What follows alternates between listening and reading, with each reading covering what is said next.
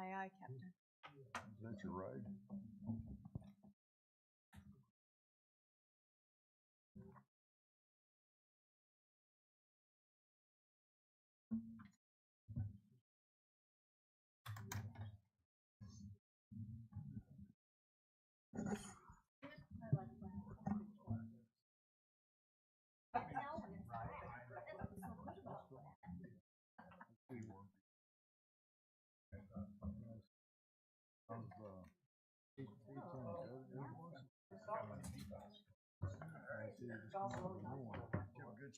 Pretty good, yeah. Yeah, you gotta enjoy it while the kids are young, man. You don't ever get. We went to Destin, Florida. Actually drove down. My daughter goes down there. They're working on the outside of my house. Probably reconsider driving down again. Yeah. I figured we'd give it a shot with the kids. And they're at an age where they're not too bad. Yeah. Yeah, they probably snooze most of the time. Well, just tucked in their iPad mostly. Oh yeah, that's you. They're getting. Hey, you're the boss. I travel, man. Yeah, I still look at him as this little guy. But yeah, that was Another years ago. real quick. Oh, I know. Oh, it is.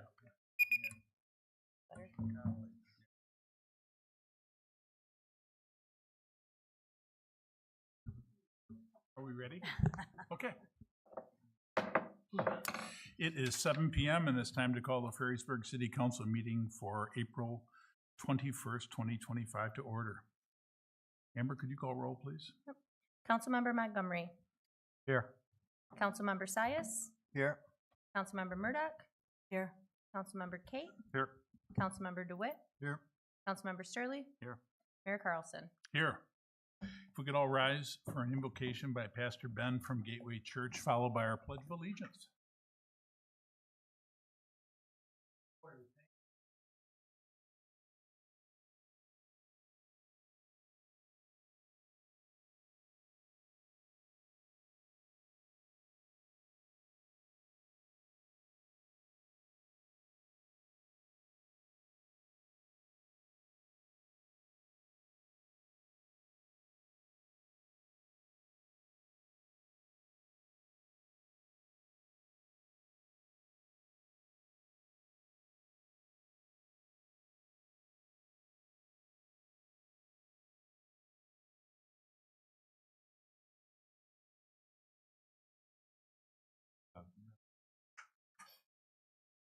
Pledge allegiance to the flag of the United States of America, to the republic which stands one nation, under God, indivisible, liberty and justice for all.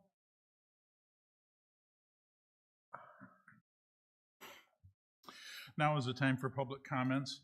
This time on the agenda is for any citizen to direct brief comments or questions to the City Council. Time for public comments will be given when the agenda item is discussed. If you have a comment or question, please stand by the wall near the podium to ensure visibility to be recognized. After being recognized by the mayor, please give your name and your address of residency for the record and proceed with your comment or question. Please limit your comments to 3 minutes. Do we have any public comment tonight? Lisa Royce, 17700 Navajo. I hope everybody comes to a consensus with the ethics ordinance that you guys are going to discuss tonight. I think it needs to have some teeth. We are living in some really trying times, and I believe that everybody should be held accountable for anything that they do out here, behind there, and due process is being challenged right now all over the world, and I think we really need to stand up for what is right, because if it can happen to one person, it can happen to all. So I really think, you know, everybody says they're nonpartisan up there, but, you know, I've lived in Ottawa County my whole life, and I know it's a highly Republican zone, so we've been protesting on the bridge every Friday night from 5 to 6:30, so everybody's welcome for to come up and protest for everybody's rights. Thank you. Thank you. Do we have any other additional public comment? Rebecca. Rebecca Happ, former mayor, City of Ferrisburg, P.O. Box 85, Ferrisburg. I'm here to address the fact that Mayor Carlson unilaterally amended the city council policy and procedure rule regarding comment at meetings. I request that city council recognize the amendments and void them. The mayor intentionally violated them, and other residents, along with myself, were not recognized during a public comment on January 6th prior to the city council discussing and voting on the agenda item regarding short-term rental. Michigan Open Meetings Act provides that persons are permitted to address a meeting of the public body under the rules established and recorded by the public body.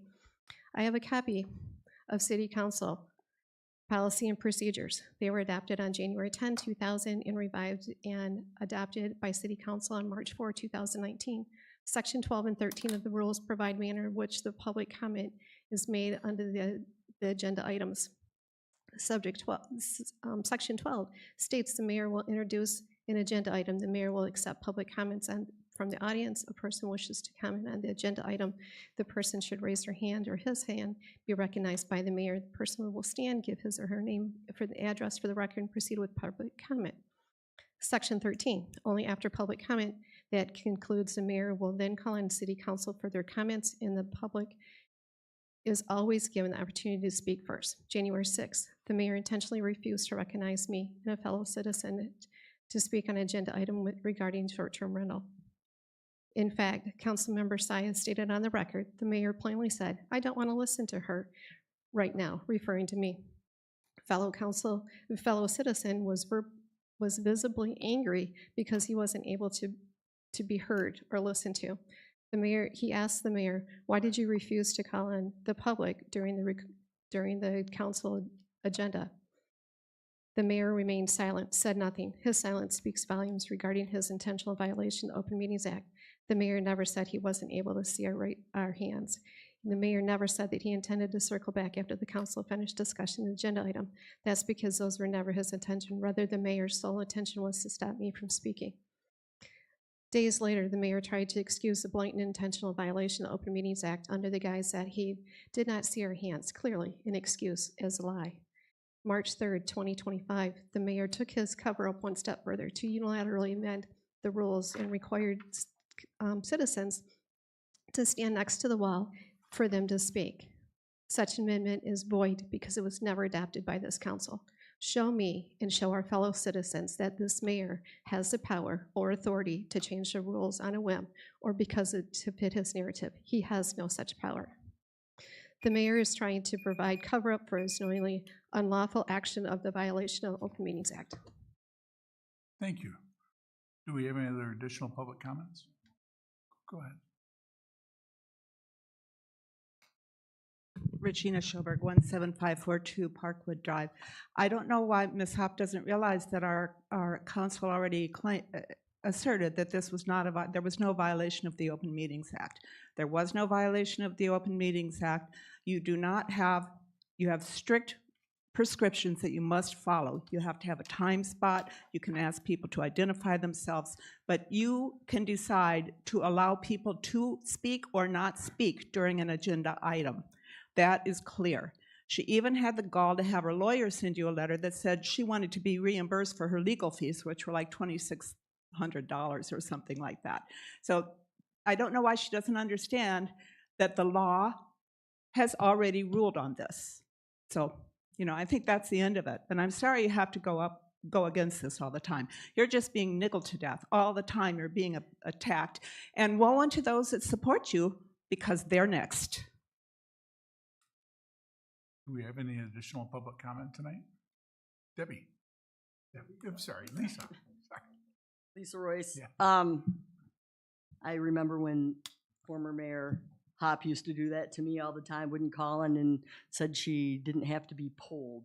At least most of you answer my questions when I say something to you. I was not here for the short-term rental thing, so I have no idea what she's talking about or the events, but I do remember hearing that the attorney did look into it and they said there was no problem there, so. Thank you. Do we have any other additional public comments tonight?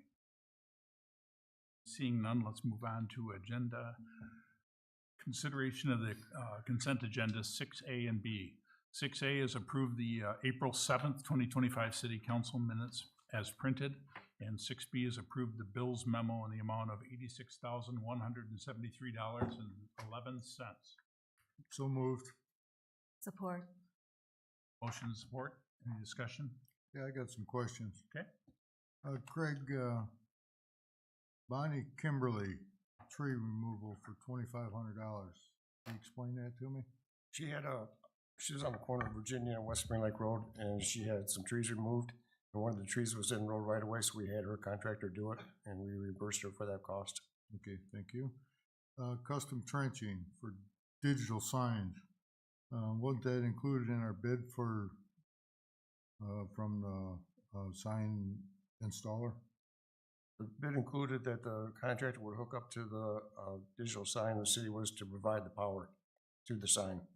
Okay, so okay. John Meyer appraisal. We got two bills for the same amount. Can you explain that to me? There was, we had the appraisal on the 1 acre of Stillwater property adjacent to City Hall. We had an appraisal on the 0.59 acres at Fire Barn Park. After those appraisals were done, we were required by the National Park Services to have those appraisals reviewed by another Yellow Book appraiser. So that what those two costs are. Okay. Brandon Newhoff, Stillwater plan review and channel side plan review. We have a city planner. Why are we paying someone else?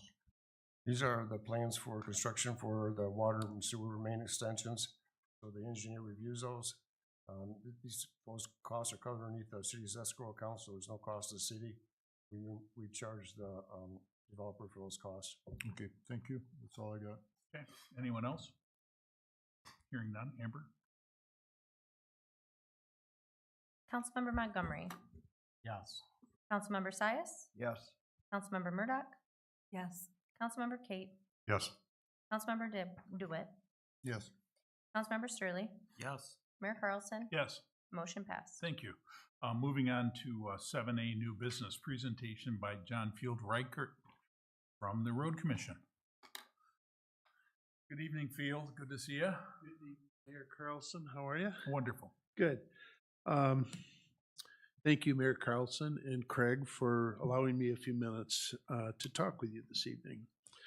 The Ottawa County Road Commission recently initiated a program for commissioners to periodically meet with elected officials in all the communities of Ottawa County. This is my first meeting with you. I also am meeting with Crockery, Grand Haven, and Robinson and Spring Lake Townships, as well as the councils of Grand Haven and the village of Spring Lake. Our purpose is not so much to talk to you, but to talk with you. I'm here to listen to your concerns. The Road Commission is a 5-member board appointed by the County Commission. I was appointed in late 2022, I'm not that old, and I'm serving a 6-year term. Bit of background for you, and this is kind of interesting. The County Road Commission was started in 1911. We are 114 years old, one of the oldest in Michigan. The initial road tax levied by the Board of Supervisors, which is what we had instead of the commission in those days, was 1/2 mil. Last August, the taxpayers of the county voted a 10-year millage of 0.4578%. So the county road millage today is actually less than it was 114 years ago. Importantly, 100% of the funds raised from the millage collected from taxpayers in Ferrisburg are conveyed to you by the county treasurer and are spent here. You make the decisions on how that money is being spent for yourselves. The Road Commission does not touch a penny of your money. Back in 1911, the original plan for the Road Commission was to improve 197 miles of county roads. Today, we maintain more than 1,700 miles of roads in the county. As the County Road Commission, we oversee everything from road maintenance and snow removal to bridges and drainage improvements. Through the Ottawa County Public Utilities, we also play a role in ensuring critical water and wastewater services for many communities. Pat Staskevich of our staff works closely with the Northwest Ottawa Water System and with the wastewater facility. Regarding the water system, it's probably important for you to know that the day is coming soon when the system will need expansion. The state has a requirement that if you reach 75% of your use, you need to be planning on expanding. And we are at the point of about 70 to 72% now. So there's going to be a need in a few years to have an expansion of it. So be aware. Our road commission budget is nearly $68.1 million. Of that, more than $47 million is spent directly on road and bridge improvements and maintenance. $7 million is spent on capital outlays such as equipment. Only $2.7 million is spent on administration. Our detailed budget is on the Ottawa County Road Commission website. If you're not getting the newsletter that comes out periodically, it's weekly actually, from the county, explaining what's going on, I would urge you to go to the website and sign up for it, because it's really good stuff. When roads are going to be reconstructed or there's going to be a road closure, it's right there. I'm providing you with a few items that may be of interest to you. Number one, the listing of comparative county tax levies by community. You will note that Ferrysburg residents, through their share of the millage on road taxes, received $123,012 in the last year, for which we have records, which was 2024. Also, I have some hot off the press 2025 official county road maps. They show our primary roads, our secondary roads, our gravel roads, and our remarkable county parks. I'm sure you all have enjoyed, there's a couple of them right over here that are pretty amazing. I've also offered to meet with you as a council from time to time, and I'm willing to meet with your planning commission. If we as road commissioners know what communities are planning, it helps us affect the planning of our staff. Our staff likes to kind of do things in certain ways, and we like to occasionally raise a question. So I ask that maybe it would make some sense for us to once in a while meet with you, meet with your planning commission. I hope to meet with Ferrysburg elected and, if appropriate, appointed officials at least twice a year, again, primarily to listen to you. Though this is not a part of my function as a road commissioner, I want to talk to you about another looming issue. Mayor Carlson, who I normally sit next to at meetings, and I serve on the West Michigan Shoreline Regional Development Commission, which has the unfortunate nickname of Whimserdick. Several of us on the commission have been pushing for a seamless connection between the Northwest Ottawa Harbor Transit System and the Muskegon Area Transit System. We may even want to extend the service to Holland. An interesting fact for you, more than 70,000 vehicles a day go between Muskegon County and Grand Haven, crossing the bridge. They are commuters who work in plants and retail shops here and in Muskegon. We are also working to find some ways to improve public transit for those who make our industries and retail businesses successful. With the changes in costs, especially for vehicles, this will become increasingly important to us.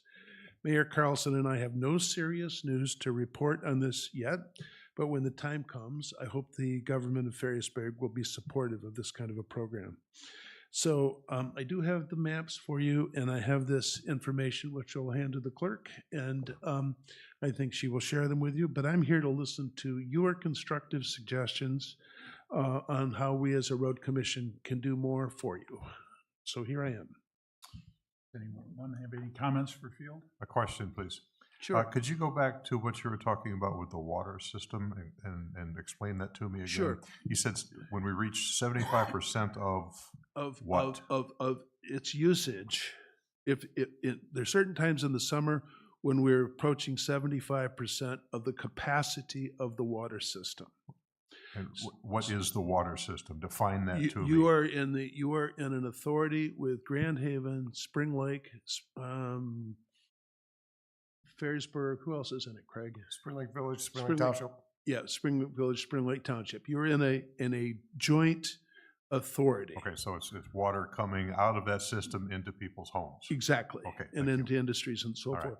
I wasn't connecting. No, I apologize if I was not clear, but the system is new, but the growth in this area is substantial, as I think all of you realize, and we're going to be needing, probably not next year, probably not in 2 years, but in 3-4 years, I think there's going to probably be a need to start planning on an expansion of that system. One of the alternatives, which is being looked at, is to actually tie into the Grand Rapids system. You all probably know that they have that huge pumping center south of Grand Haven. It has substantial excess capacity at this point, and Grand Haven Township's lines are slowly running closer and closer to it. So that may be a solution to the problem. The other solution would be to add an additional well off Grand Haven State Park. But all that is a very, very preliminary thinking. But you need to be aware that this is something that's going to probably be coming along. It would be something that probably would be passed on to people through their rates. And your rates here are pretty good compared to a lot of cities. Anyone else? I enjoy working with Mayor Carlson. We sometimes go into meetings and I'm sure former Mayor Hopp has had this cultural experience, probably was on that board as well. It can be really boring. We hear things that are really something. But anyway, I have a copy of my comments for you, and I have some maps, and if you all would like to.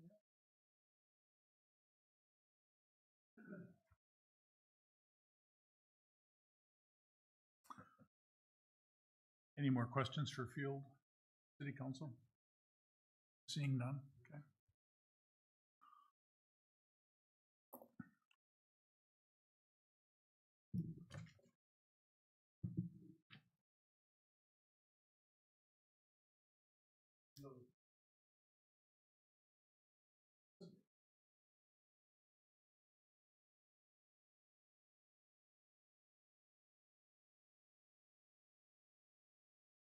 Thank you. Thank you, Field. Moving on to 7B, discussion and take action if appropriate to adopt a resolution approving MDOT contract number 22-5195 between MDOT and the city regarding a $526,059 grant for the 168th Street Avenue project, and to authorize the mayor and the city clerk to sign the contract. Your Honor, I move for approval. Support. Any discussion? No public comment? Seeing none. Amber, could you call roll, please? Councilmember Sias. Yes. Councilmember Murdock. Yes. Councilmember Kate. Yes. Councilmember DeWitt. Yes. Councilmember Straley. Yes. Councilmember Montgomery. Yes. Mayor Carlson. Yes. Motion passed. Very good. Moving on to 7C, a work session, ethics ordinance. Anyone have any, Craig, did you want to lead off on this? Or? Yes. In your packet was a copy of the original ethics committee that was always included in employees' handbook, personnel manual, and that was from 1996. Over the years, there's been some concern from our residents and city council that the ethics ordinance needed to have some kind of consequences if a violation was noted from the ethics ordinance. So back in 23, city council reviewed 21 or 23, a few years back, city council reviewed the ethic ordinance and put some provisions in there that if somebody was in violation of the ethics ordinance, it'd be a fine of $500. Since that time, there's been some additional comments from council that some of these complaints seem to be unwarranted, and it's costing the city some dollars to have the city attorney look at these complaints. And so it was brought back to city council to review whether they want to amend the ordinance to do something different or go in a different direction. Anyone on council have anything to say regarding ethics? Your Honor? Yes. It's a clear-cut conflict of interest to have the city attorney who has to represent us in any issue, review a complaint against us. So at a couple meetings ago, I asked Brooke about it, and he's real straightforward that that is a clear-cut conflict of interest, that he has to enforce it and defend us. So something has to happen in regard to the procedure of handling a complaint. So that's my first thought on this. You think you think it'd be best served for it to come back to council, and then the elected officials would decide whether or not to pursue it?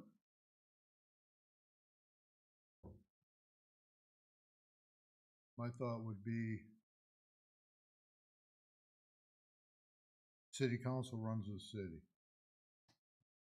City council should have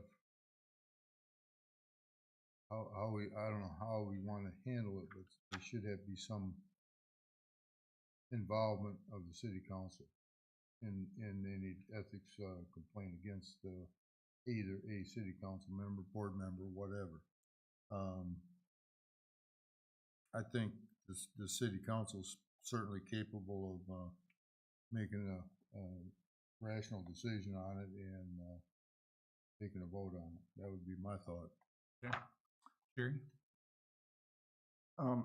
Yeah, to address Councilman DeWitt's concerns, I put some thought into this, and I think the best way forward would be to hire an attorney just to handle our ethics complaints, other than Brooke. If it comes back to city council and we deem it a warranted complaint, it's going to go to Brooke, and again, we're just going to have conflict of interest. We need to take Brooke right out of this equation and hire an attorney just for ethics if we're gonna head down this road. That's how I feel on that. Your Honor, Go ahead. I know what it cost us the last time we had to hire an outside attorney for this nonsense. And I'm against that, because we have a very good rate with, but when we go to these outside companies, it's terrible. And I just don't see the city being on the hook for nonsense complaints, because that's what these all have been. Totally harassment and nonsense. Anyone else? That's my biggest concern, Mr. Mayor. I go back and forth, like it's already state law that is quoted for us here on what we were given in our packets. Do we need our own? Maybe, maybe not. Whatever we end up going with, I think it needs to have some sort of protection from frivolous complaints. That perhaps even on the form that a complaining party completes, that form that we have, that should be amended to where it says, by signing it, they understand that if legal authorities determine this to be without grounds or baseless, whatever language you choose to use, that they would have to pay the legal fees.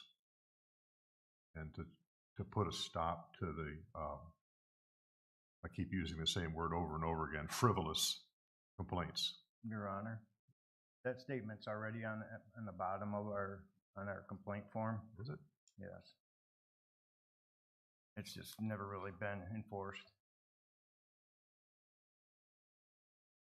I didn't see that. Looking for it. Okay. It's in here somewhere. Well, and could be something to be said for the fact that we've got a county prosecutor, and if something was done legally, take it to the county prosecutor. I stand corrected. It's there. There's $500. Yep. Laws in place for misconduct by public officials. on that and get rid of the ethics ordinance totally if you wanted to. But what do you do when you have somebody that's violating a city policy?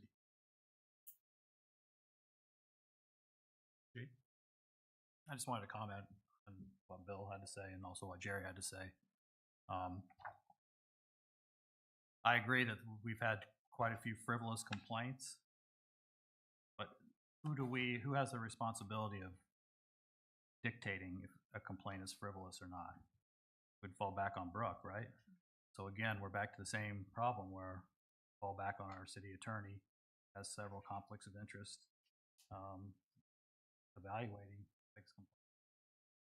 And while ideally Jerry's idea in practice would seem to work, what we would be doing is hiring a second city attorney. And then that second city attorney then has a conflict of interest too, because we're hiring and firing that city attorney. So it's really, we're really between a rock and a hard place here and trying to kind of figure a path forward here, because it seems like no matter where you turn, you're running into conflicts of interest. It seems nearly impossible to find an unbiased body to evaluate these complaints, to label them frivolous or valid. So while all this in practice is a great idea, or in theory it's a great idea, in practice it's a nightmare for our city government. And I don't know what the right answer is, but I don't think there's an easy answer to this. That's it. Your Honor? Yes, Bill. Craig, does the county have an ethics board or anything like that that we could refer complaints to? I don't know the answer to that. Could you look into that before we make a decision? Because that might be our out here. If there's an ethics complaint, if the city or the county has an existing board, they're unbiased. Just refer it to them, and then they can make a decision. Just a thought that popped into my head. They very well may have an ethics board. I do not know for a fact, one way or another.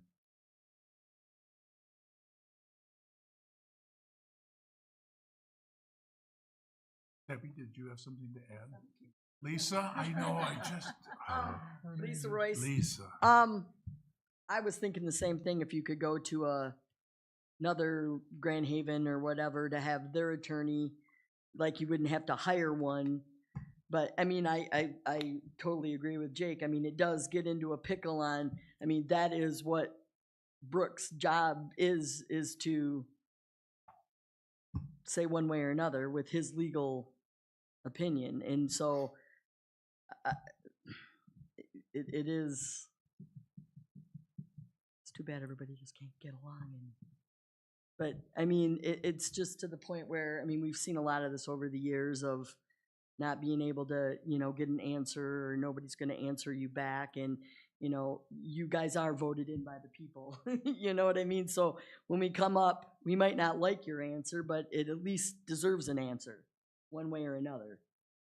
You know what I mean? It's like we're not all going to get what we like, but, the communication is what needs to happen. And it's working together for a common solution, and it's not an easy thing. And I totally agree with Jake. It's just, you can go a couple different directions, but they all lead you back into the wall. So, yeah, I'm not sure what it is. But Brooke, I don't think at $400, $500 an hour pop, I know what they cost, that's spending taxpayer dollars, that is high. Your Honor? Oh. You can't. Most of these have not been against you. They've mostly been against me or Pete. And so, yeah, so the point is, I don't think that Brooke has had to defend any of you. And there have been a couple of incidences when he should have, when Kathleen Kennedy tried to sell the nature preserve, and when O'Donnell took city letterhead, and he and his wife sent out letters to churches, schools, and police officers saying that they had a child initiative that did not exist. That's fraud. and his name was on the bottom as a contact for that, then you might have had to get some other lawyer because Brooke is supposed to protect you. But what you have to do to make this valid is have, as Brooke pointed out at the last meeting, there's a bunch of extraneous, you shouldn't do this, you should do that, and then there are actual violations. Cut out the extraneous violations. Okay, you talk to the media when you shouldn't have, that blah, doesn't matter. But if you violated those core causes, that's when you can do something. All this crap about, oh, I wasn't nice to somebody and Pete called somebody a name, so I should be removed from the planning commission, that's just ridiculous. That should never have been sent to the lawyer. So cut it down to the basics. And at the bottom, it doesn't say, it says you could be held accountable for $500 if you lie. It doesn't say anything about frivolous. And when I had information that a cause against me was a lie, Brooke said, yeah, but there's no way to enforce that. So you have to put some teeth in it somehow too. Mr. Kate? I may regret saying this, but I'm going to anyway.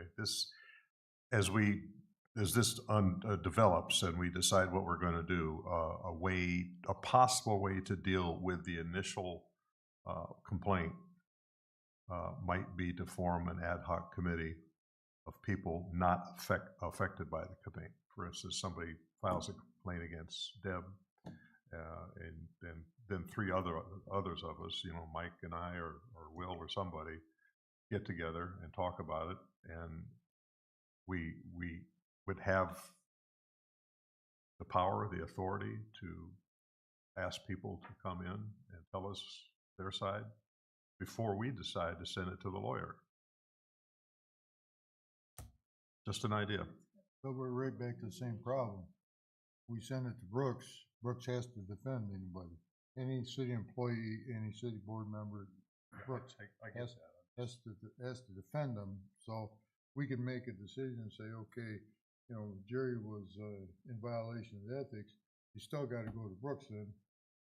And how can he defend him and prosecute him at the same time? So I think.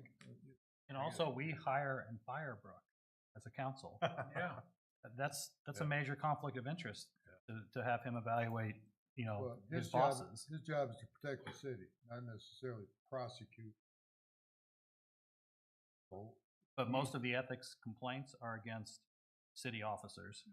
Right. So he ends up defending He has to defend city us. employees or city elected officials. Exactly. So how can he make it's a clear-cut conflict of interest. My thought is at this point, until we get an answer from Craig as far as if the county has a ethics board that we refer things to, that we table this and discuss it at a later date. Can I say something about that real quick? What is the county's obligation to provide us the services of if they have such a board, what is their obligation to even provide that for our services here? I have no idea. That's one thing we need an answer for. I mean, imagine if Spring Lake came to us and like, yeah, we'd like to borrow your ethics board. What would be our obligation to do? They may have something like a mediation board that handles things for local governments, for all we know, or something like that. Will we have to enter into some kind of agreement then with that body? I don't know. I get a little concerned pulling the county into this. I feel like a lot of their decisions are politically motivated, and I'd just be apprehensive about that. We're a nonpartisan board. Keep it that way. I feel like it just gets. Your Honor? Oh, Go ahead. You want to say No, something? no. I have more, but go ahead. Oh, I'm sorry. I thought you were. No, go I'm sorry, Will. I was just going to comment. I kind of like Bill's recommendation as our ad hoc committee, and just let the ad hoc committee investigate and advise to the council their ruling, their decision, and to why, and let the buck stop at the council. Let the council make a ruling. I believe Bill's recommendation was that the ad hoc committee made a decision to go to the attorney, right? Yeah. That was my initial thinking, but we're Well, just kind of okay. we're just I kind of guess I kinda- spitballing here, you know. Kind of spun it Yeah, there a little bit. I mean, I think a good start would be like mentioned comment. we go back to our ethics ordinance, and we very specifically in black and white state exactly what you can be in violation for. And it's like 2 bullet points. Explain in that form, if it's not one of these 2 things, it's not an ethics violation. Or take it to the county prosecutor. Yeah, If it's because I mean, a we've problem. had issues before where maybe it's questionable, but it's not unethical per your standards, so we're not doing anything, right? So I think we could cut out a lot of this if we just put that in black and white. Now, if we need to levy a different process for complaints, we can, and you know that's written out in our standards of conduct, but I think that'd be a good start. So last time Brooke was here, he laid out the idea about cutting it right down just to the meat and potatoes like what Regina was talking about. Is that something that he could make a suggestion on in terms of, Yes, or sure. do you have it in your mind so we might not have to pay the legal fees for him to do that? Yeah, in your packet was the public act that talks about the ethics and the committee. On the first page, it has 7 items that are in violation. So those would be the 7 violations that would be listed. It's on the front page of the packet that I gave you from the NML review. They got 7 items that could be a violation of ethics.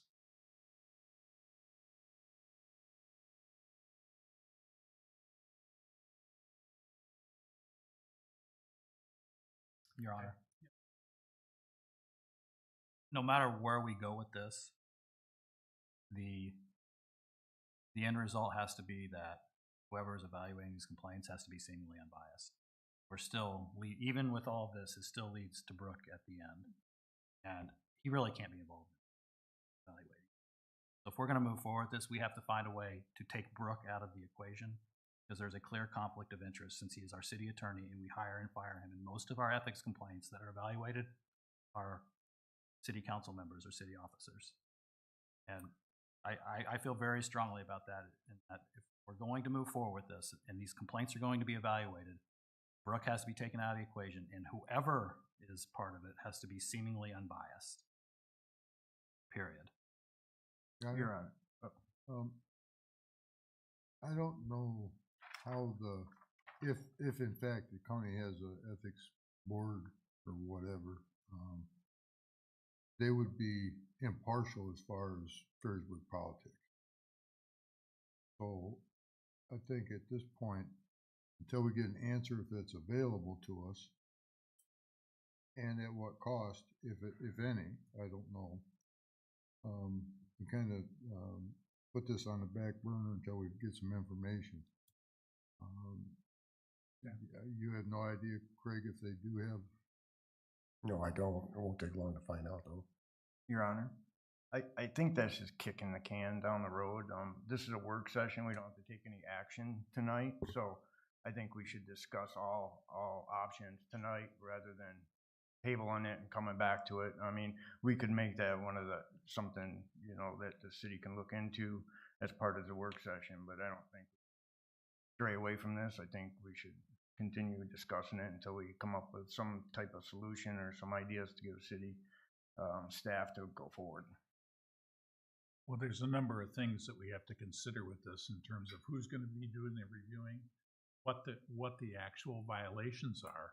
Are we going to go something like what's pared down coming from the state? That these are what do they have, 7 items?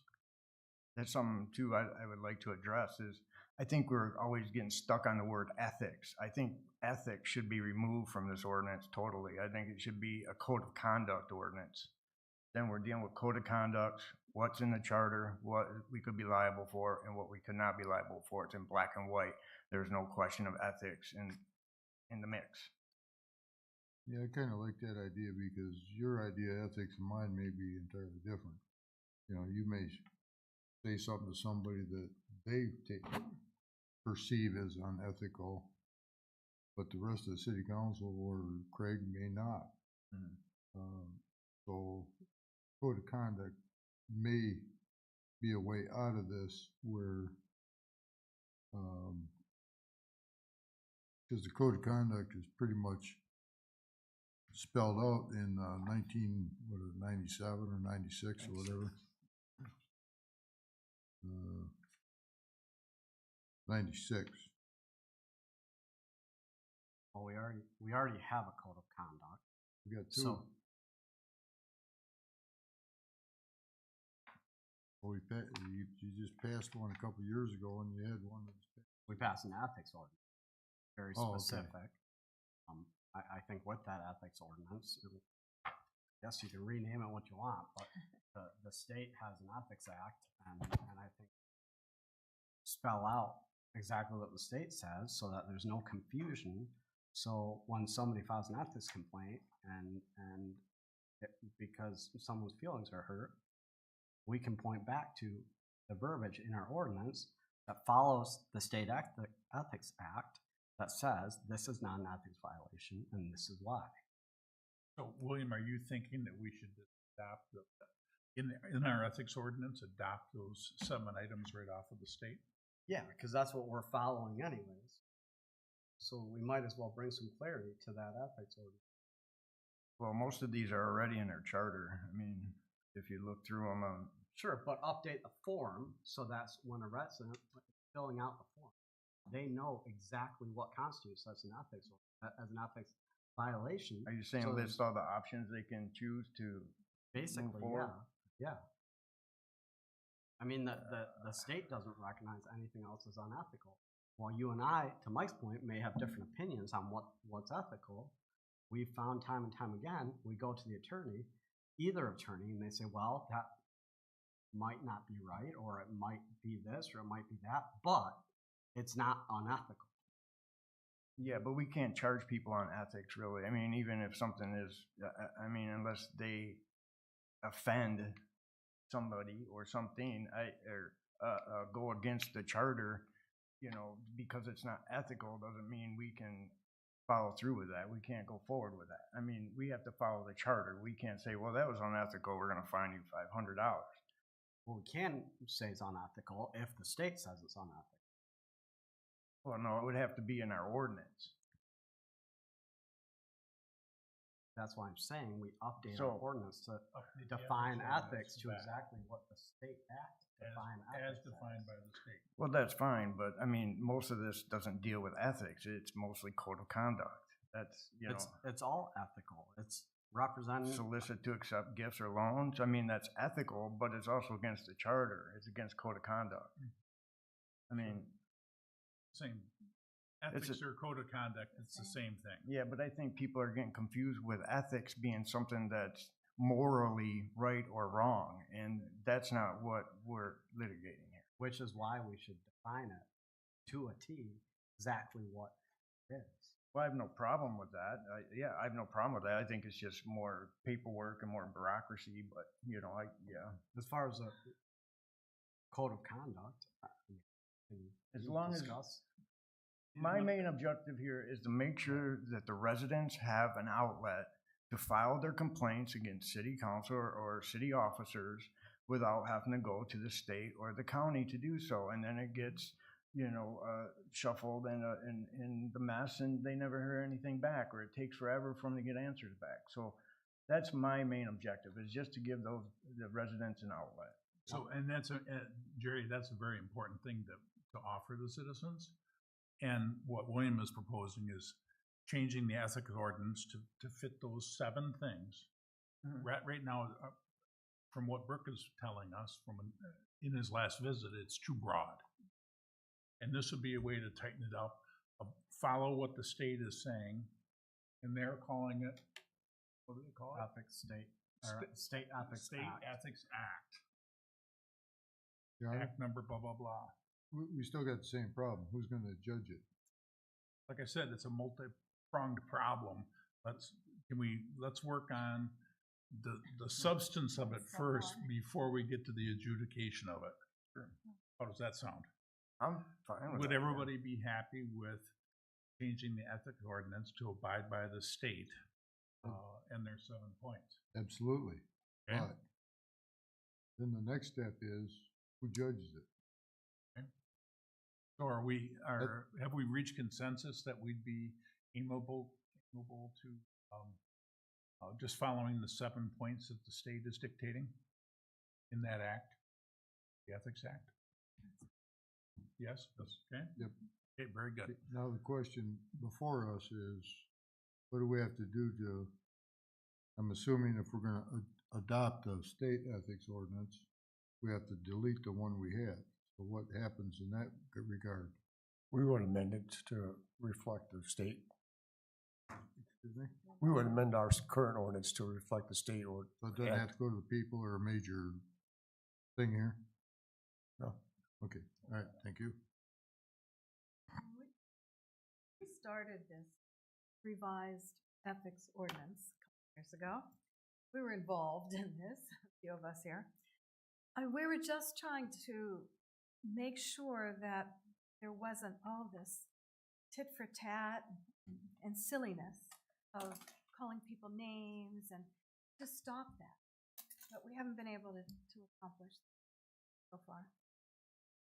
Because it's still having all these nonsense complaints. What's council's opinion on how to adjudicate it? Any opinions? Any thoughts? I had said a long time ago, if it's found to be not, a good complaint, they should pay the lawyer fee. That was what I felt. If you have to pay out of your pocket, that's going to stop you. Fine. Well, I think too, that having the 7 points from the state, instead of being so broad, it'd be much more narrow. And it makes it a go, no-go decision much easier, rather than a gut feel, yes, Craig? I can review with the city attorney. He might have a couple comments or suggestions on who might review it. Is that something you can find out before our next meeting? Yes. Okay. What if instead of you had an ad hoc committee to evaluate prior, what if you had an ad hoc committee to evaluate after the complaint was frivolous? See, after the work's done by the city attorney or whoever's evaluating it, then the council, in some form or another, is able to evaluate if the complaint is frivolous. What's that? Like a second opinion? Well, I mean, I think one of the main problems that we've had with the ethics ordinance is that the complaints have generally been received by many of us up here as frivolous, and that we spent money on legal fees without getting a lot of return on our investment from that. And one way to prevent frivolous complaints is by labeling those complaints that are frivolous as frivolous and then punishing those people that make the complaint. And that doesn't come until maybe after it's been evaluated.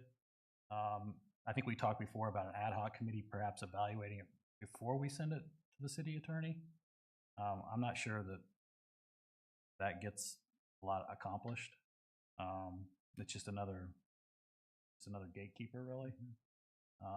So I brought this up a little bit when Brooke was here, and my concern, Jake, and this is where I'm just kind of turning my gears, is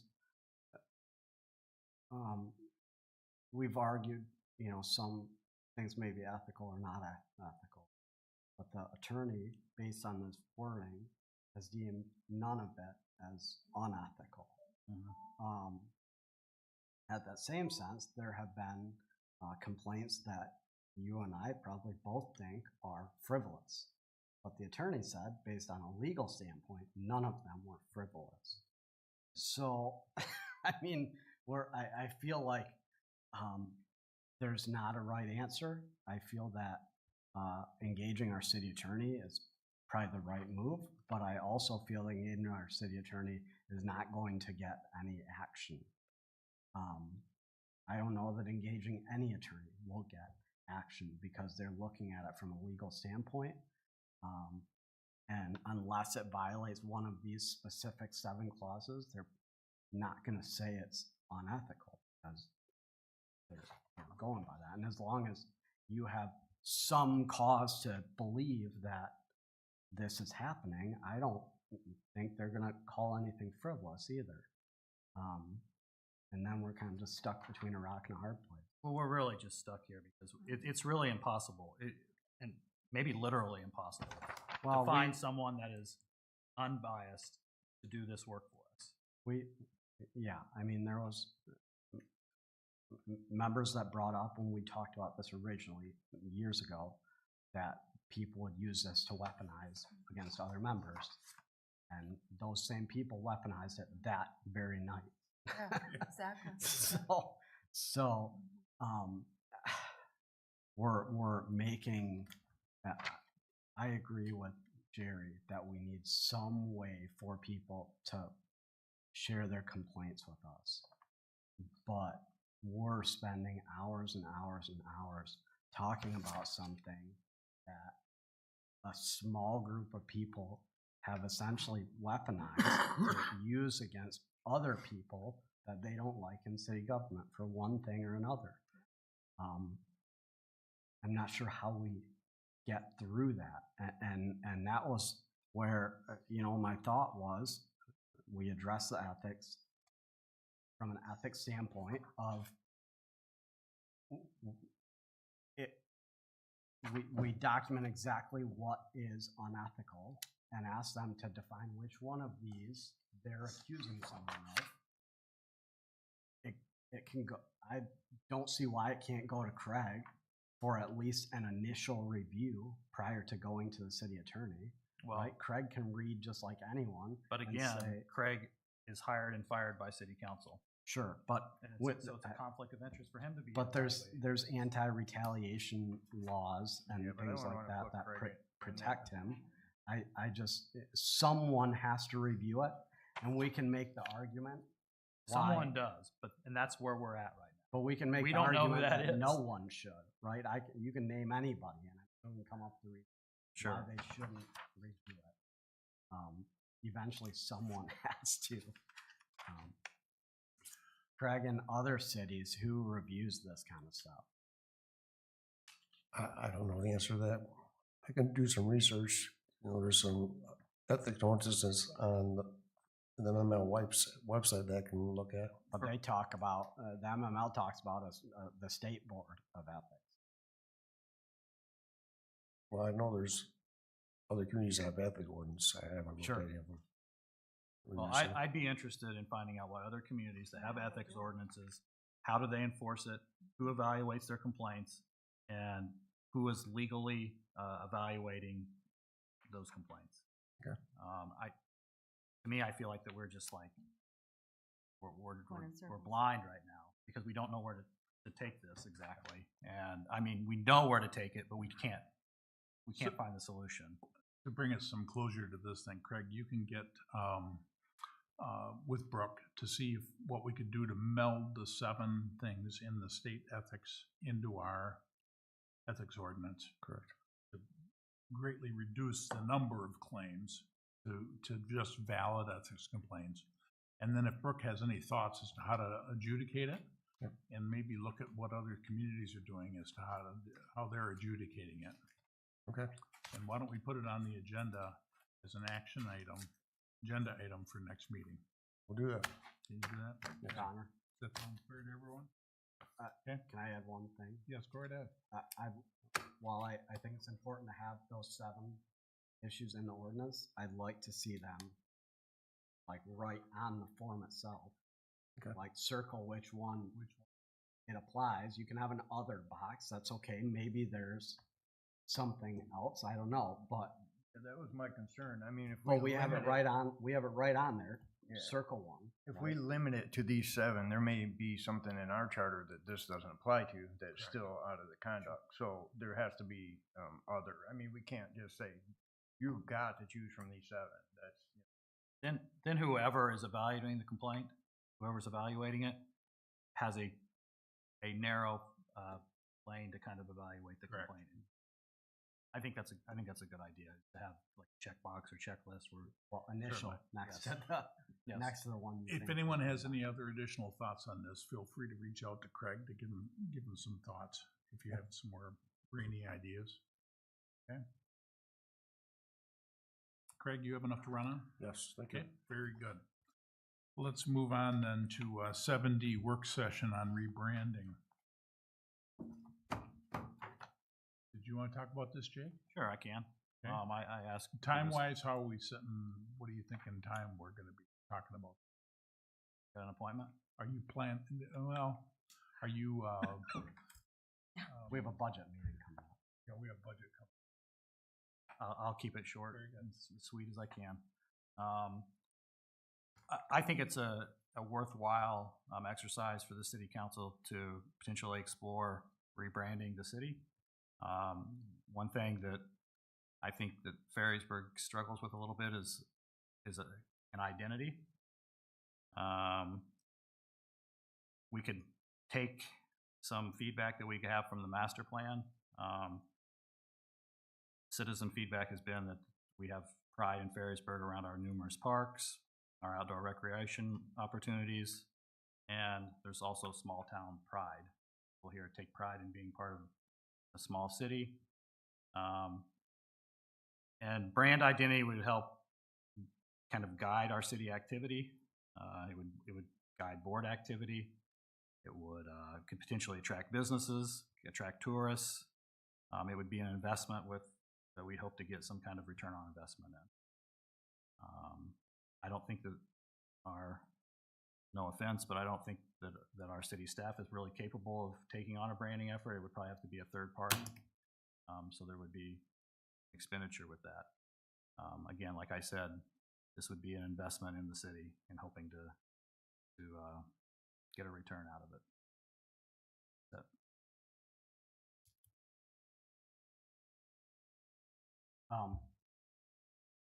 I really like the idea. I'm supportive of it. If that's something that we feel we want to discuss further, we should probably try to pause that $20-some thousand sign we just put on order. Just a thought. So I'm just saying that while I support the idea, if we choose as a council to explore this further, we should put that sign that we just approved on pause. Because we're spending what, 30 grand or 50. 50 grand on a sign? 2 signs. That's okay. Still, we're spending 50 grand. If we're gonna rebrand.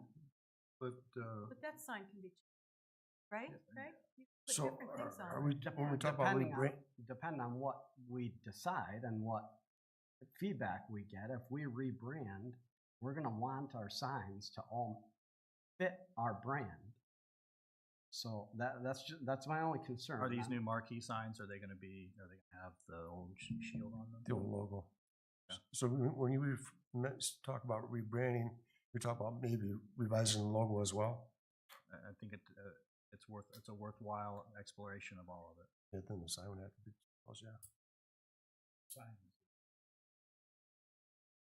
But there is some permanent But features there's a to lot it. of permanent features on it. Even just the vibe of the sign, right, should fit our branding. If pay money to get residents' feedback and engage a consultant or whatever we end up doing, and we decide that we have a different look for our city, I don't want to be stuck with these 2 signs that don't fit that same theme. So maybe there's something that we could do with the permanent features that aren't. Yeah, and I'm not saying delay it forever, but we just might want to pause it for a couple weeks if this is something we're going to seriously consider. Or can we even do that? I mean, is it already ordered? Is it being I don't know how far they are in the process. So I just want to know what kind of rebranding you're going to do. I mean, really, what's wrong with that? That's Ferrisburg. That's a water. That's a boat. That's what we're about. So what else? If what are you gonna do? if you were not from Ferrisburg and you came in and you read that, We both- water and a boat. did you know what the Ottawa Peninsula was? I don't care for that. ask somebody. Yeah. I mean, Well, maybe we could use it and put like sailing towards excellence. or something like that. Jake, is what you're thinking about, like what I spoke about at the opening of Ottawa Sands about City of Parks? I think it should definitely incorporate Something that. like that, I do. a rebranding so people get, somehow we need to differentiate ourselves from our friends south of the river and highlight our positives. And our parks are a huge positive here. Open green space, lifestyle. What about Ferrisburg, City of Parks? I've heard the mayor say Yeah, that a number of I've said it times. several times. I mean, we're brainstorming, right? And again, it doesn't, we may talk to residents and have deliberations, and we don't want to change it. We just want to get it out there, right? And that's okay. How often do you see someone walking around in a Grand Haven shirt, right? And how often do you see someone walking around the Ferrisburg? I hear you. And I mean, we don't have to necessarily spend money on it, but we can have an avenue where people can take pride in their community. That's not really a fair comparison. I mean, Grand Haven's a tourist town where people, I mean, they produce Why thousands. can't Ferrisburg? Because we're not. Well, We're just not. because the residents would not like it, yeah. It's not a good. But I see a ton of people in Grand Haven who have never left, and they wear a Grand Haven shirt. Yeah. So I have some, I mean, yeah, but yeah, I don't know. It'd be again, great. I mean, I'd like to see again, it. Jared, we don't have to spend money on it, Yeah. right? You could do a drop ship store or something with the new branding where people can go on and order it themselves, right? And the city's not investing anything in it. You just gotta build excitement in it and build enthusiasm. Well, that's what it's all about, right? But we need a brand we can all get behind, and maybe this is it, and maybe it's not. But none of this screams Ferrisburg. I mean, what hill is that? Well, I don't know. It's probably a hill that's not in Ferrisburg, right? And Dewey Hill. That's Dewey Hill. and what are the boats, right? As a reminiscent of the Spring Lake Sailing Club. That's, I guess, located in Ferrisburg, It's located right down the street. run by Spring Lake. You know, one of the things that we've talked about previously are our desire to have a downtown, which that means that we have a desire to have other businesses come to Ferrisburg and establish themselves. If we had a brand identity, we might be able to attract niche businesses and businesses that may serve our citizens better. People are always complaining about lack of places to eat in town. If you had more activity in the city area, restaurants would be more inclined to open up in our area. But that starts at a very it doesn't start with like little initiatives. It starts with a big picture and then building something around the big picture. And that's what rebranding would do. It's redefining our city and then hoping that positives come from redefining the city. If you are a city of parks with numerous outdoor recreation opportunities, you could advertise in outdoor magazines, Ferrisburg as a destination. We have campgrounds now through Ottawa County and at Ottawa Sands that could use promotion. Those people come to our city and spend money when they come from outside of our city. I try to see this as more of a big picture moving the city forward and bringing things to the city that aren't here now. It's a huge opportunity to position ourselves in people's minds as to what we are. I agree. I don't know. I don't see all the pushback on our logo now. I mean, we have more shoreline than any other city in Tri-Cities area, and it speaks for what we are. We're a shoreline community, and you know, I mean, I don't know what kind of logo you would use to show that we have a lot of parks. I don't know. I like the one we have now. A different logo. The Ottawa Peninsula might, could use some work. City of Yeah. Parks is- Or maybe we could get a mascot. Maybe we could create a mascot or something of that nature that, that would emulate the shores and the lakes. But I don't know. Personally, I like the one we have now. But so. that's all part of a branding effort. Yeah. Yeah. But I just, I mean, I see the need I see the need for Ferrisburg to have an identity, definitely. It's definitely good for the business of the community. It's good for, moving forward with the community. And, but I just don't want to make too many changes too fast because I think we'll have some pushback if we do that. Would council be amiable if we were to shove this towards planning commission and let them chew on it and come back with some proposals? I would. I'd also like to That's all. have a public survey perhaps and maybe put it to the public. Maybe they can come up with some good names. Anyone else?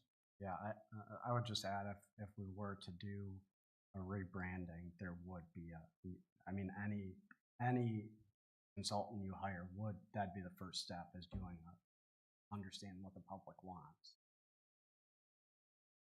Yeah, well, yeah, I would be opposed to We have to hiring a engage. consultant to do that. No, that's just creating a lot of bureaucracy that we can do in-house and save a lot of money.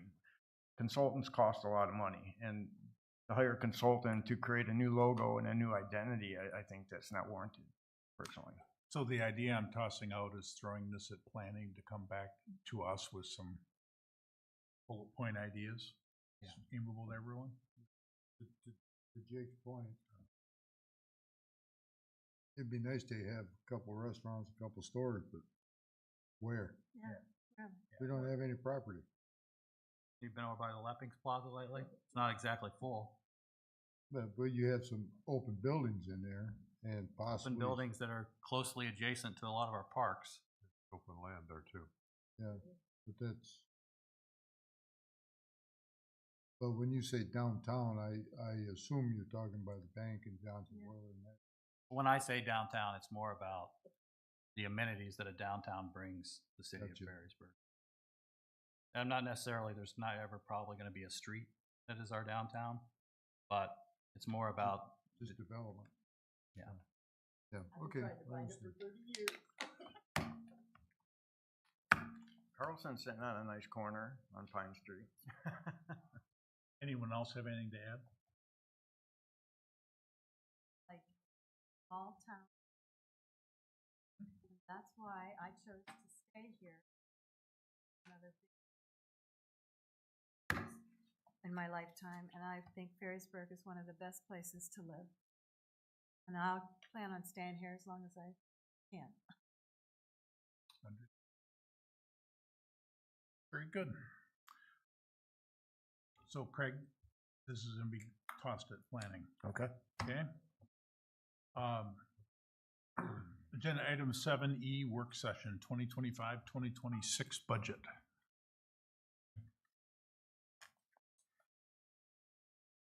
Craig, I'll ask you the same thing I asked Jake. Just How wanna much time touch- are you gonna take? I'm gonna touch on some of the highlights of the budget coming up for 25, 26, and then if everything's good with city council, we'll start moving forward to get a complete package to you and get it adopted. Great.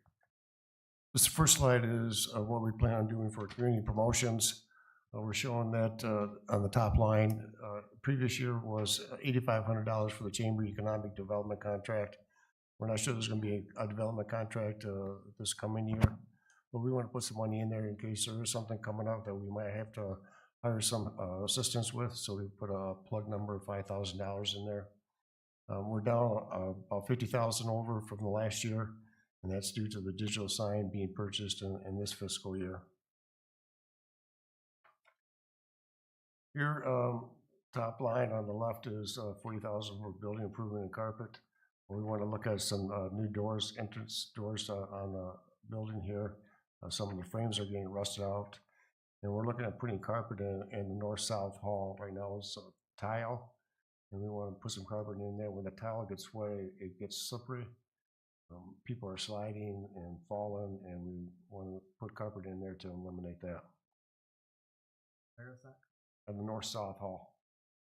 When you come in after 5 entrance, that hall. Do you think carpet's gonna up? It does up here in the north. We get the kids coming in from Walden Green and everything. We'll get some heavy-duty carpet in there. Your next items, Craig, copier and payroll software, that looks vaguely familiar to me from prior years. But the copier will be 7 years out in fall of this year, so we want to replace it. Has about 850,000 copies on it. After 7 years, the maintenance agreement goes away and you guys start paying for parts. We're on a 4-year recycle to replace our computers every 4 years. And that'll be done on this fall, so we'll start working in that direction. Payroll software, we're still working on the chart of accounts. We're getting close to getting the chart of accounts updated. And after that, we'll want to look at the payroll software. And then the 35,000, there was some discussion about upgrading the furniture here in the council room, so we'll look at that. Next column, or next line item, we're budgeting $750,000 for police services. That includes cost of the pension for the Spring Lake Ferrisburg Police Department. Fire department, they're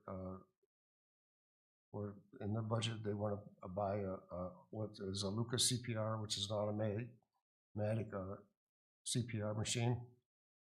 They want to buy some turnout gear, $12,000, so that would be for 3 people, and do some seal coat on the driveway. On the right-hand side, we've got a housing grant that the city received for $50,000, and we'll spend that on the planning services of the planning commission. Good. Below that, we got some money in there for the park budget. Paint the buoy at Coast Guard Park, our dues to NORA, roof and paint the Coast Guard Park shelter, paint the roofs at William Ferry Park, and then the lawn services for all the parks, and maybe do some lights along the bike path in Coast Guard Park. Over on the left at bottom is the drains that we're anticipating and will come up in the near future is some drain work for the Park Place Circle, connection from their ponds to the Grand River.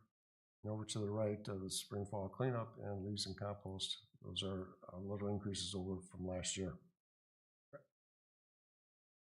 I'll go first. The Park Place drain, the drain commissioner, I thought, was coming up with a special district for that. Right. And Why so are we getting nabbed for 50 grand on that? it might be more than that.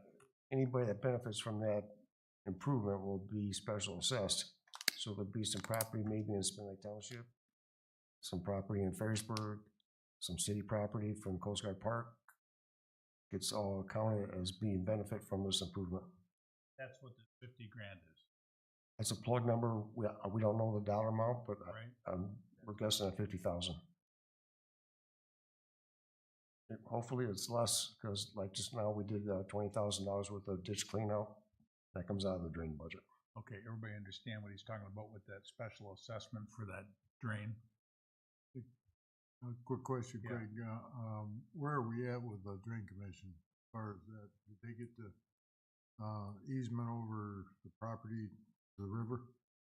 They're working on getting an easement from Buckeye. They got 2 property owners signed so far that I know of. So that's still up in the air. I think they're getting pretty close. That's why they contacted us last week. Okay, thank you. Your Honor. Go ahead. Just a quick question, Yes. Craig. Spring, fall cleanup, and more specifically leaves and compost. Is that gonna be impacted with, Verplanks not taking our leaves anymore? Yes, it will. Is that gonna go up significantly? We don't know how much it's gonna go up. Right now, we put the leaf drop off at the Ferrisburg garage on pause until we figure out what we're gonna do with these leaves. We got a couple leads that we're looking into to take the leaves. Nothing that is as convenient as taking them to Verplanks, but we're still reviewing what our options are at this time. So Verplanks is not gonna take dredge material.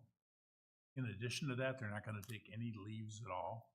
Well, the dredge is not gonna take place this year. Right. So worrying about PFAS, they don't want to take any leaves until they get this settled, hopefully by the spring of next year. Got it. All right. Yes. Craig, have you checked with Norton Shores if we could contract with them for leaf disposal? They have a huge disposal site on Little Black Lake. I was wondering if we could contract with them perhaps? Maybe that'd be We something to look into into. that, and goes in, not at this time. No, okay, thank you. This year's new is the bike path millage. Last year, the voters approved a 0.2 mills. So we think about $52,000 will be raised. As of March 31st, we spent on bike path and maintenance of $21,000. And a lot of that is time us cleaning the snow off the paths during the winter. Sewer fund, the big thing for the sewer fund for 25-26 is some improvements to lift station number 1. That'll be a joint project with Spring Lake Township, and we're almost at a 50-50 split on the cost on that. Water fund, the big item here that is unusual that we planning for this year is to paint the fire hydrants at $45,000. For 26-27, we have the 174th Avenue project. We're expecting that to cost about $1.3 million, some engineering, $250,000. Total project cost a little over $1.6 million, and we're going to get $400,000 from the MPO. There's the Act 51 gas weight tax. We see about a 1.42 increase over the previous year. Major streets, local streets, we'll do some routine maintenance. And then we got 168th Avenue in there for $1.3 million. This is going through MDOT. The bids are due May 2nd. After that time, a week or so later, we're going to know when the contract plans to start. Hopefully, the idea would be to have it done by June 30th, by the end of the fiscal year. If the contractor starts later, the 1st of June perhaps, we're going to have to maybe change the budget a little bit to carry some of the money that we're planning on spending this year into next fiscal year. Public Improvement Fund, we're going to spend some money for the 168th Avenue Street project, $140,000 for the maintenance repairs on Tri-Cities Connector Path. And we got to start saving up for the 174th Avenue project in 26-27. What are we doing on the connector path for $140,000? There's it's about a $400,000 project. Spring Lake Village, City of Grand Haven, we're doing some repairs on removing the asphalt, repaving it, doing some general maintenance on the fences and stuff like that. So the communities all got together, they walked the project with the engineer came up with the cost estimate. All the communities have approved going forward with this project. City Council earlier this year, where they're going to be the administrator of the project, City Council approved the contract with the contractor about starting on September 15th. Thank you. Building fund, nothing unusual in that fund for upcoming year. Sewer, we see that we're in the third column, the bottom, we sent 76 million gallons over to the wastewater treatment plant. The bottom right-hand corner, that was a cost of $222,000. The sewer fund, we're back here. These are some of the projects we're planning from the sewer fund. Televise some lines, keep them clean. Pump station number 1, do some repairs on connections and manhole repairs. Water, we purchased 130 million gallons at $157,000 last year. Big item in here is painting the hydrants for $45,000. The bottom table shows the water increase. We're proposing a 95-cent quarter increase to the rates to serve for the water. The water rate, we're proposing a 2-cent cubic meter increase. The rate to serve charge for the sewer is a 54-cent decrease, and sewer rate no change. For a water sewer customer, that's about $3.14 a quarter, a little over $1 a month, $4.54 a year, about a little less than 1% increase. Fund balances for sewer and water staying static? Yes. Public Works Fund, we've had the roof and insulation in there for a year or two. We're going to move forward, try to get that done this year. And maybe a couple items, salt spreader, we want to get a spare in there. The miscellaneous items. We're proposing that right now when an animal permit is issued in the city, there's no cost to the applicant to get that application or permit. Part of the ordinance requires that once an animal permit is issued, then the city is to mail a notice to property owners within 300 feet. The last animal permit that we issued, we had to do 79 mailings. So we're gonna propose a fee of $100 for an application for an animal permit. Okay. Taxable value increased about 5.5%. SEV increased 7%. You see the previous 2 years, it was a little bigger increase, so kind of watching that to see what the trend is. How our value is gonna stay steady or stable. We're hoping that they're gonna increase a little bit with the new developments coming online. Here's the millage reduction fraction. There's some calculations that are done. Over on the right-hand side, bold is 0.9938. So if you look at this column here, or this table here, this is what the city levied last year, the 7.4369. So then you gotta take the millage reduction fraction of 99.38 to against that 7.4. And this is the maximum millage the city can levy this year. So you can see that, you know, in 2005, we were 8.6, we're down to 7.3, so we're less than a mill in 20 years. So that's something that just got to keep on city council's radar, that someday something might need to be done with that Headley amendment. Asking for an override. These are going to be the city levy we're proposing for 25-26, operating at the 7.3906, vehicle equipment 0.4762, streets at 1.428, and the bike path was approved last year at 0.2, with the Headley amendment is reduced this year to 1.1987 for a total millage by levy of 9.4943. That's the proposed for an upcoming year. Did you want to go over the scheduling issues for motorized equipment and for bike path and that type of thing? So that's gonna something we're gonna put on city council's agenda probably, we're thinking early spring. Talk about the street millage expires in 2026. So we can levy the street millage in 25-26, and after that time, they have to be renewed. And then the motorized equipment millage expires in 2031. And so we want, and then the Headley amendment, or the operating millage is being reduced due to the Headley amendment proposal A. So we want to kind of do some brainstorming with city council, what the next moves want to do. Do you want to sit there and ask the voters to renew the street millage? Or the vehicle is when we got that approved in 2021, we asked for $500,000. That time we thought a fire truck was going to cost $500,000 or $550,000. Now we're at $1 million. So that $500,000 is going to pay for that fire truck, but it's not going to pay for all the additional equipment. So if Public Works needs a new plow for some reason or a pickup, there's really not going to be any money in the vehicle replacement millage to purchase that item.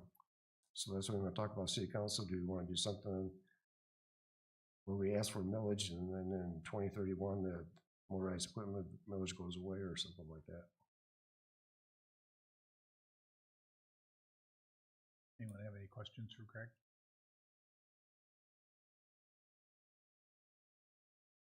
Thank you. Thank you. Huh? No, not at all, not at all. Moving on to agenda item number 8, public comments. Do we have any public comments? None? Okay. City manager report? No report? Very good. Who'd like to go first here? City No council members? report. No report? I got a question for Craig. A little over a month ago, we had that fire at North Shore Mobile Home Park. The burned out mobile home is still sitting there. Are there any plans for getting that hauled out? Do you know? I think they're working on settling the insurance claim on it first. I kind of figured insurance was involved. I'd hoped insurance was involved, but it's getting uglier by the minute. Yes. Can you look into that, Craig, Yes, I will. and send an email off to city council? Thank you. Anything else, Bill? Wayne? Rec Commission met last week. We're looking for one more recreation commissioner. If anyone knows anyone interested, great group. Berrysburg Park Nature Preserve hike this weekend. And KLH is the following weekend. Not to steal anyone's thunder. Construction is kicked off at Fireburn Park, Craig. Yes. So we're excited to see phase 1 done. And Nora aboard this Thursday. We'll have the fundraiser later this year. You're all welcome to come, purchase tickets, and come support a great organization. I'll be at the Unicorn again. I don't know if we have a date yet, do we, Craig? But I'll send July 15th. July 15th, and I'll be sure to send out invites as it gets a little closer. And a report. Jake? Sure. As Will mentioned, as far as KLH Dunes Preserve, there's a guided hike through the KLH Dunes on May 3rd, 10 a.m. I also did want to mention that the board selected their summer intern at their last meeting. Make sure I get his name right. Selected Mike Polinsky, who is a GVSU Natural Resource Management major. And the previous summer, he worked for Ottawa County Parks. So the board's excited to have him on board. And what I've found being part of that board is that our interns are extremely useful during the summer. So we're looking forward to working with them. Jerry? No report. Okay. We met, the beautification committee met last week, and we were very happy with the results from our Easter egg hunt. We had over 3,000 eggs, and we had a lot of kids there, and everybody seemed to enjoy themselves. We got a lot of compliments. And we had moved it up a week early because the bunny had other things going on. And we decided that we might just do that every year because we weren't in competition with any other community. And I think it was really good for us to have that Saturday, the Palm Saturday. And we're now moving along with planning the broad picnic. I think it's moving along pretty quickly now. Very good. Easter egg hunt was fantastic. Lots of fun kids and fantastic attendance. It was wonderful. And looking forward to the 2 upcoming hikes, KLH and the Dunes Preserve. So on 2 subsequent Saturdays, right? So, and a report. Good deal.